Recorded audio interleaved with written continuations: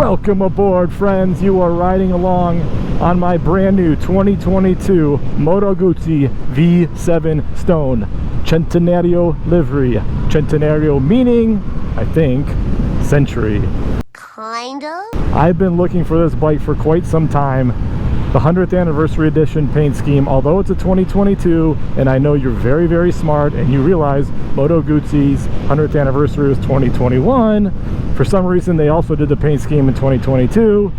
I found one 2 states over, 3 states over. I'm bad with numbers. Multiple states over.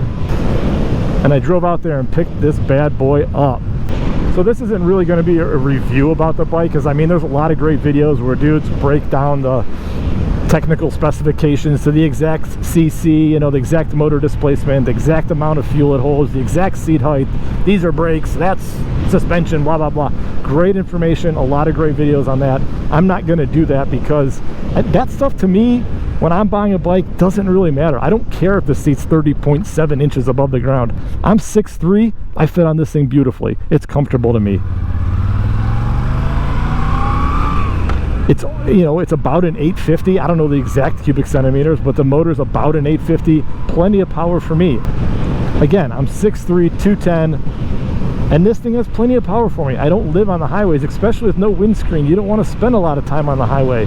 It gets brutal out there. That wind bashing you around. I just like to take the bike out for a cruise.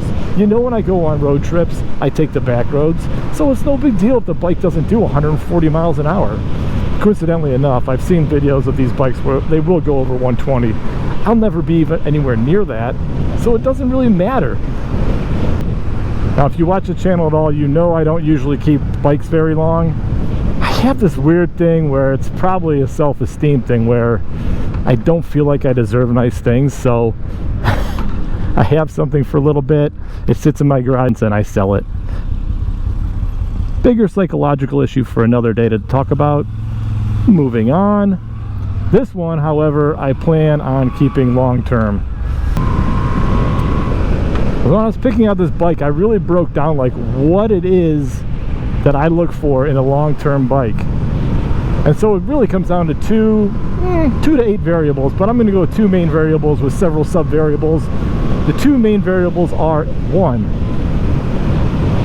the bike has to evoke some sort of visceral reaction deep within my soul. I'm talking deep.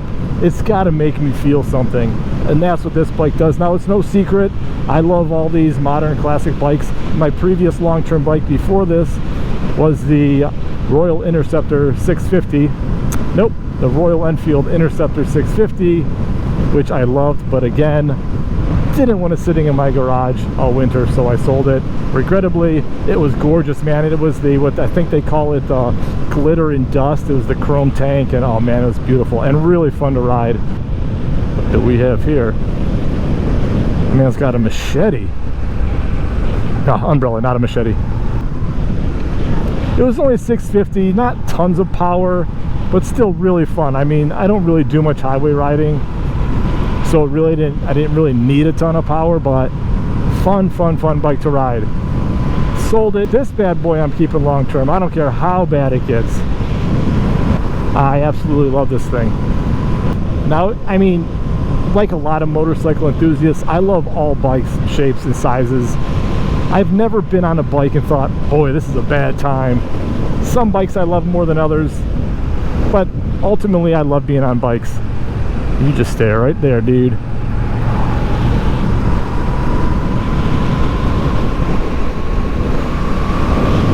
But when I want to keep one long term, it needs to speak to me, and this one spoke to me. Now, the other variable is obviously price. There are a lot of cool ass bikes that I would love to own that are just so expensive. Chief among them, Arch Motorcycle Company. Yes, the same Arch created by our beloved actor and American treasure. Wait, is he from America or maybe from Canada? What? Actor Keanu Reeves.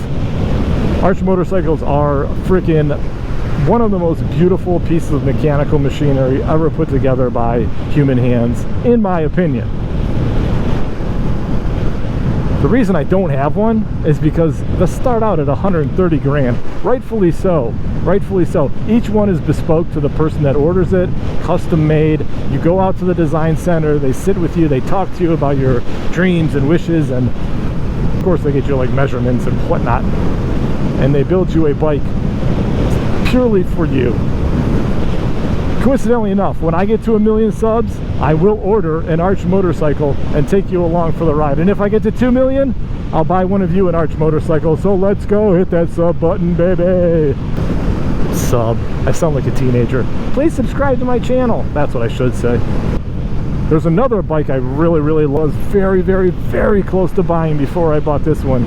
And that's the Triumph Thruxton 1200 RS. Man, I love those freaking bikes. I've loved them since they came out. This year, 2023 model year, they came out with a very limited quantity Chrome Edition bike, and it is freaking beautiful. The closest Triumph dealership to us is way out in Cleveland, and I went out there and they had one, and man, I was so freaking close to buying this thing. Which I know what you're thinking, Dave, if you love it so much, why don't you marry it? Well, you can't really marry a motorcycle, and besides, I'm already happily married. And part of being happily married is you don't drop 20 large on a motorcycle, especially when your wife is not an enthusiast like you are, or really even likes bikes, or really, I mean, barely tolerates them, to be honest. She's not a huge fan of motorcycles. So dropping 20 grand on a bike was not the right move. I will buy one of those Chrome bikes eventually. I freaking love them. I'll probably wait a couple years and buy one up on the used market, but I will own one someday. And then we come to the V7 Stone. This thing is so sweet and so beautiful. It was in the right price point, and I just had to pull the trigger on this thing. I've never owned a Moto Guzzi before. I've never even driven one, really. Sat on one once, but that doesn't really tell you much. And I've just been so damn happy with it since I bought it. Again, I love all motorcycles, but some I love more than others. And this one may be my favorite bike I've ever owned. The reality is, when I see this bike, I'm in love with it. When I'm on this bike, I'm in love with it. And that's what I want to convey to you. If you like the modern classic bikes, you're going to love this bike. It's super characteristic. It has the transverse V-twin, which means that V-twin is twisted sideways up in that frame. And it gives it a lot of cool little rocking motions when you're when you're sitting still or with low RPMs. It's very, very neat. What's up, baby? My man's living that scooter life. That's a three-wheeled scooter? What the heck? Got a tank tread on it? So in summation, if you're someone that likes these old school looking kind of modern classic bikes and you're looking for a new bike, this is a really, really strong contender for you. It's not so powerful that it can be used as a starter bike, although it might price you out of a lot of starter bike pricing, but it is powerful enough to get you out of any kind of hairy situations. So I mean, I think it's a great all-around bike. It's not too complicated. You know, there's not a lot of riding modes. Like a lot of bikes have the winter riding and the rain riding and the sport mode and all this and that. This thing doesn't have that. A couple traction controls and ABS is really all you need.